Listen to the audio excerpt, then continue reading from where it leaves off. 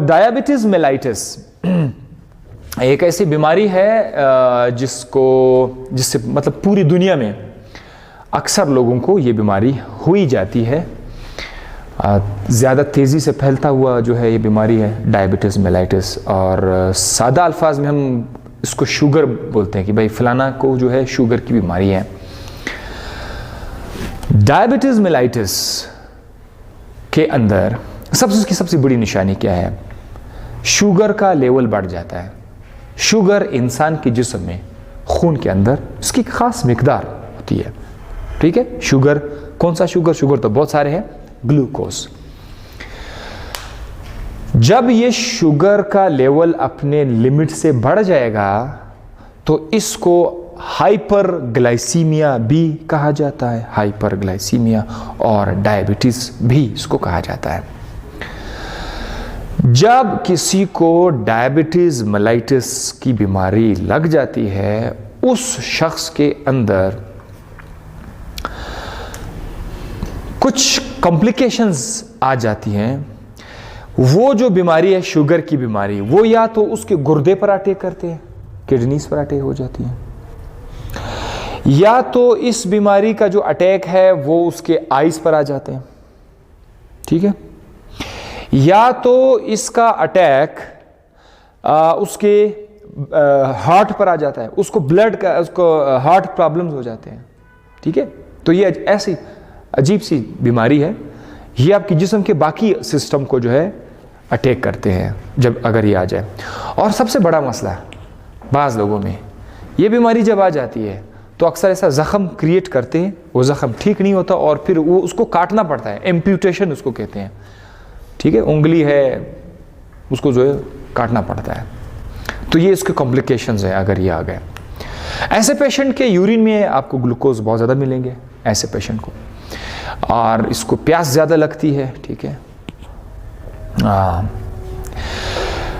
इस बीमारी के जो वजूहात है, चलो आपने देख लिया कि भाई शुगर की बीमारी है, शुगर लेवल बढ़ गया। वजूहात, कॉजेज, मैंने यहां पर हेट्रोजाइगस ग्रुप लिखा हुआ है। शुगर की जो बीमारी हम और आप सुनते रहते हैं, इसकी एक फिक्स्ड, एक सिंगल क्लियर रीजन नहीं है कि भाई बस ये है, ये वजूहात है। मल्टी फैक्टर्स है। ठीक है, बहुत सारे वजूहात हैं जो कि ले जाते हैं शुगर की बीमारी की तरफ। कोई सिंगल कॉज नहीं है इसकी। मेनली हम कहते हैं वायरस भी हो सकता है, वायरस, इन्वायरमेंटल कॉजेस भी है, माहौल, आपका जो माहौल है उसमें आपने इस तरह से शेड्यूल बनाया हुआ है कि आप एक्सरसाइज नहीं कर रहे हैं, आपका वजन बढ़ रहा है, आपको शुगर हो जाता है। या आपका माहौल ऐसा है, आप ज़्यादा टेंशन ले रहे हैं, ज़्यादा परेशान हो रहे हैं, सो आपको बीमारी लग जाती है शुगर की। अक्सर लोग जो है बुक्स में, रिसर्च जो मैंने देखी उसमें ये कह रहे कि ये एक जेनेटिक डिजीज़ है। क्या है? जेनेटिक डिजीज़ है। मतलब ये फैमिलीज में मूव कर रही होती है, ख़ानदानी ट्रांसफ़र होती है। ग्रैंडफादर वो शुगर था, फिर उसके बच्चों में कोई एक बंदा शुगर हुआ, फिर उसके ग्रैंडसन में कोई। ठीक है, अक्सर डॉक्टर जब आपसे पूछते हैं कि यार आपकी फैमिली में किसी को शुगर तो नहीं था, ये क्यों आपसे पूछते हैं? फैमिली में फलाना बीमारी तो नहीं था, क्योंकि कुछ बीमारी फैमिली में मूव करती है। ब्लड प्रेशर भी ऐसा है जो कि फैमिली में मूव करते हैं। अक्सर फैमिलीज़ में ब्लड प्रेशर वाले लोग होते हैं, तो फिर उनके बच्चों में भी वही मसला आ जाता है। फिर सब बोलते हैं यार ये हम लोगों के अंदर है। So yes it is. लेकिन एग्जैक्टली आप अभी भी मतलब ये नहीं कह सकते कि ये बस सिर्फ ऐसे लोग जिनके फैमिलीज़ में डायबिटीज़ है बस वही डायबिटिक हो जाते हैं। हमने कुछ ऐसे केसेस देखे जिनके फैमिलीज़ में नहीं थे लेकिन वो भी डायबिटिक हो जाते हैं। सो बहुत सारे वजूहात हैं जो डायबिटीज़ की तरफ हमें लेके जाते हैं। ये अभी भी रिसर्च के अंदर आ रहे हैं, रिसर्च इस पर बहुत सारा रिसर्च हो रहा होता है इसके एग्जैक्ट काज फाइंड करने के लिए। और एक और मसला ये भी है कि इसकी एग्जैक्ट इलाज भी हमारे पास नहीं है, ठीक है, इस डायबिटीज़ की। बट मैं आपको बताऊंगा कि इसकी जो पैथोफिजियोलॉजी है असल में वहाँ होता क्या है। काजुस को सबको छोड़कर देखें कि असल में होता क्या है, शुगर क्यों जो है वो बढ़ जाती है।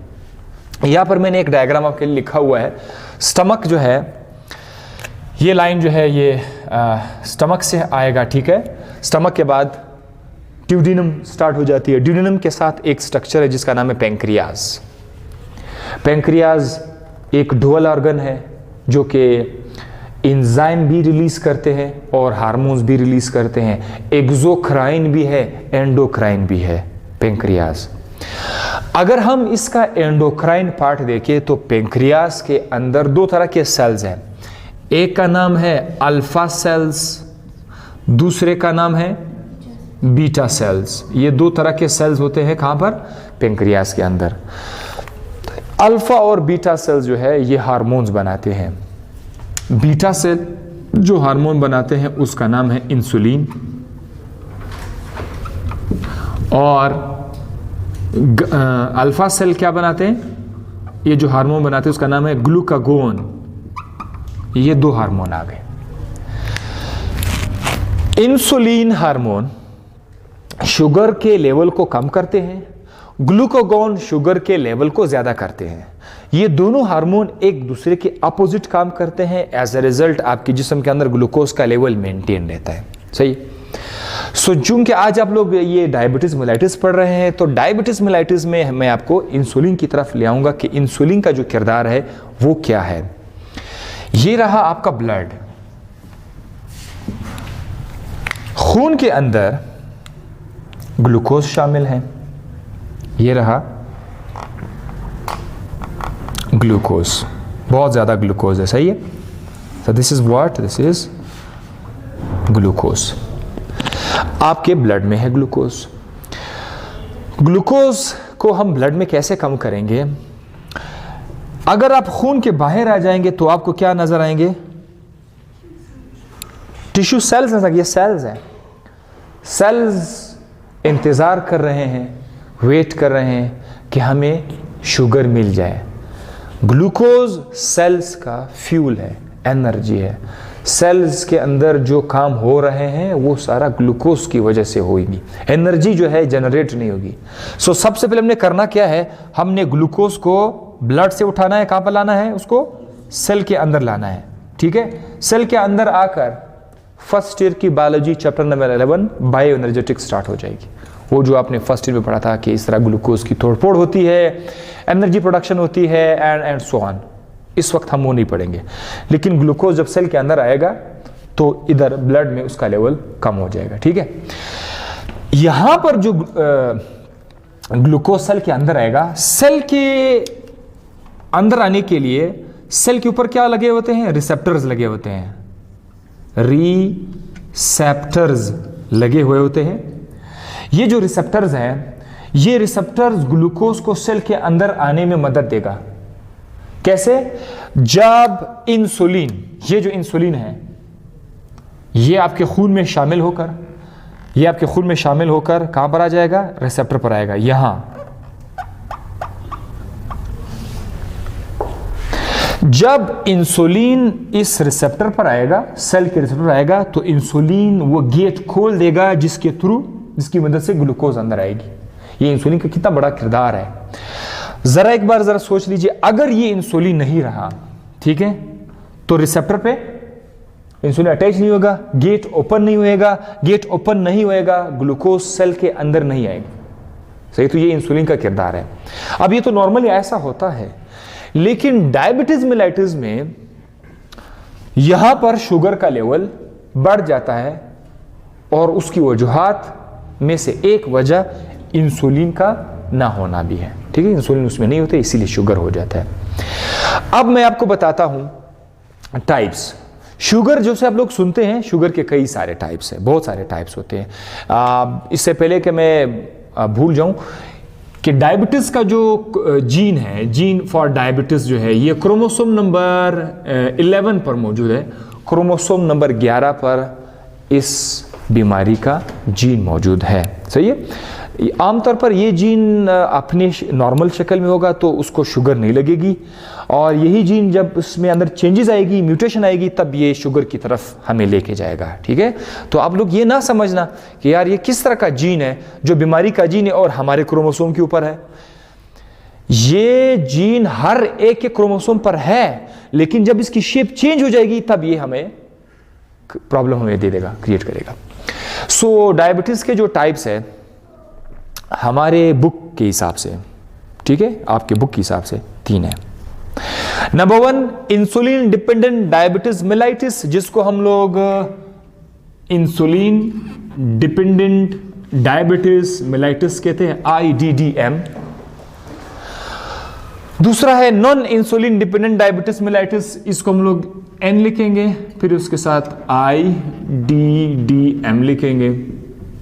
और एक है मैच्योरिटी ऑनसेट डायबिटीज मेलाइटिस मोडी। इंसुलिन डिपेंडेंट डायबिटीज मेलाइटिस में क्या होता है कि यहां पर बीटा सेल्स जो है पेंक्रियाज के अंदर कौन से सेल्स हैं? बीटा सेल्स हैं। बीटा सेल्स क्या हो जाते हैं? डिस्ट्रॉय हो जाते हैं। भाई जब बीटा सेल्स डिस्ट्रॉय हो जाएंगे तो इंसुलिन आएगी, इंसुलिन नहीं आएगी तो प्रॉब्लम क्या होगा? शुगर का लेवल बढ़ जाएगा। पेंक्रियाज के अंदर जो बीटा सेल्स है वो क्यों डिस्ट्रॉय हो जाएंगे? There are one cause for this, वो है auto immune disease. Auto immune disease, auto immune disease का मतलब ये है, आप लोगों ने एंटीबॉडीज का तो नाम सुना होगा। एंटीबॉडीज आमतौर पर जो है वो वायरस बैक्टीरिया के लिए है, उस पर अटैक करने के लिए, आपका जिस्म का दिफा है। कभी कभी आपका अपना जिस्म एंटीबॉडीज बना लेता है आपके अपने ही जिस्म के हिस्से को अटैक करने के लिए।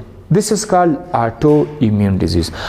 आपकी जिस्म एंटीबॉडीज बना लेता है किसके अगेंस्ट? पेंक्रियास के अगेंस्ट। पेंक्रियास के अंदर जो बीटा सेल्स है उस पर अटैक हो जाता है। सम टाइम वायरस ये काम कर लेता है, वायरस ये वाला काम कर लेता है, उसकी वजह से कुछ एंटीबॉडीज आ जाती है और वो एंटीबॉडीज आपके पेंक्रियास को अटैक करते हैं। बहरहाल जो भी हो, टाइप 1,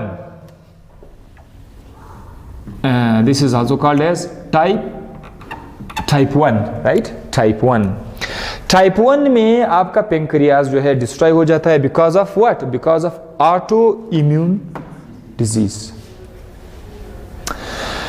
ये बीमारी मोस्टली आपको मिलेगी बिफोर 40 ईयर्स, 40 साल से पहले यंग हजरात में, ठीक है, हो जाती, हो सकती है मोस्टली बिफोर 40।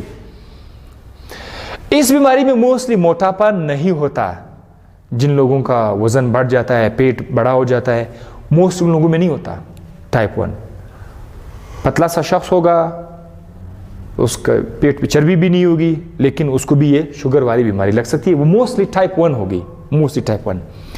सो इसका इलाज क्या है? क्योंकि इंसुलिन नहीं है तो इसका इलाज ये है, इसका जो ट्रीटमेंट है, इसका जो इलाज है वो ये है कि आप ऐसे शख्स को बाहर से इंसुलिन लगा दे। इंसुलिन की इंजेक्शन आते हैं वो आप लगा दें, ठीक है, चलता रहेगा, वो एक एक इंजेक्शन लगाता रहेगा और कुछ टैबलेट्स भी उसको देंगे, गुजारा होएगा उसका, ठीक है। बस बाज़ लोगों में वो 15 साल तक भी काम करेंगे अगर वो अपने सेहत का ख्याल रखेगा, ठीक है। बस ये जिसको लग जाए बीमारी, it is a bad news, right. लेकिन बहुत सारे लोग जो है वो इस डिज़ीज़ को जो है बिल्कुल लाइट लेते हैं, वो अपना एक्सरसाइज करते हैं, अपना लाइफ एंजॉय करते हैं और काफ़ी हद तक वो उस बीमारी पर कंट्रोल लाते हैं। Yes, non insulin dependent diabetes mellitus, इसको बोलते हैं टाइप 2। ये जनाब आपके पास कौन सी बीमारी है? This is called as type 2। ये बीमारी जो है ना मोस्टली फैट्स, चर्बी जब आपकी बॉडी में ज्यादा आ जाती है तब उसकी वजह से भी होती है, खासकर बेली फैट्स, ठीक है। चर्बी भी दो तरह की होती है, एक है मेगा 3, वो यूजफुल चर्बी है, एक ये जो पेट वाली जो चर्बी है ना, ये बहुत ही हार्मफुल चर्बी है। ये पेट वाली चर्बी जो है ये डायबिटीज टाइप 2 कॉज कर सकती है। इसके अलावा डायबिटीज टाइप 2 में इधर क्या लिखा हुआ है, नॉन इंसुलिन डिपेंडेंट। यह बीमारी इंसुलिन का मोहताज नहीं है, जैसे कि वो इंसुलिन का मोहताज है ना, इंसुलिन खत्म हो जाते हैं। यह बीमारी इंसुलिन का मोहताज नहीं है। इसका मतलब यह है कि इस बीमारी में आपका जो ब्लड है, पेंक्रियाज तकरीबन थोड़े बहुत सही सलामत है, थोड़े बहुत इंसुलिन वो रिलीज कर रहे हैं, इंसुलिन मौजूद है। जरा फर्क देख ले, इधर इंसुलिन नहीं था, पेंक्रियाज डिस्ट्रॉयड, इधर इंसुलिन है, पेंक्रियाज है। प्रॉब्लम क्या है? प्रॉब्लम यह है कि यहां पर हमने क्या कहा था कि ब्लड के बाहर क्या है, सेल्स है, और सेल के ऊपर क्या है, रिसेप्टर्स होते हैं। यहां पर इस केस में रिसेप्टर की सेंसिटिविटी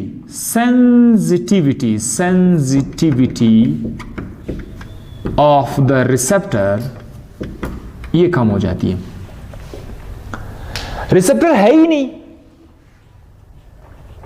या एबनॉर्मल रिसेप्टर है, वो इंसुलिन को पहचानती ही नहीं है। ओह, मैं आपको नहीं जानता, इंसुलिन बेचारा कह रहे यार मैं इंसुलिन हूं, मैं आ जाऊं ग्लूकोज का अंदर, तो मैं आपको जानता ही नहीं।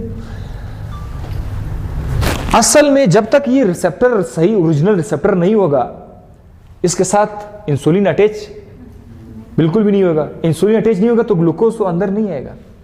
तो इस बार हमारे पास यहां वहां बहुत सारा इंसुलिन है, बट उस इंसुलिन को सेल के रिसेप्टर पहचान ही नहीं रहे हैं। इसको बोलते हैं सेंसिटिविटी खत्म होना। जब सेंसिटिविटी बढ़ जाएगी तो वो रिसेप्टर क्या करेंगे, वो इंसुलिन को पहचान जाएंगे ना। तो टाइप 2 में इंसुलिन मौजूद है, फिर भी बंदे का शुगर बढ़ जाता है। उसकी वजह यह है सेंसिटिविटी कम हो जाती है। ये जो बीमारी है ये मोस्टली आफ्टर 40 आ जाती है। ठीक है, 40 आफ्टर 40 ईयर्स ऑफ एज, 40 साल के बाद बस ये स्टार्ट हो जाती है मोस्टली लोगों में। खासकर ऐसे लोग जो अपना ख्याल नहीं रखते हैं अपना डाइट का।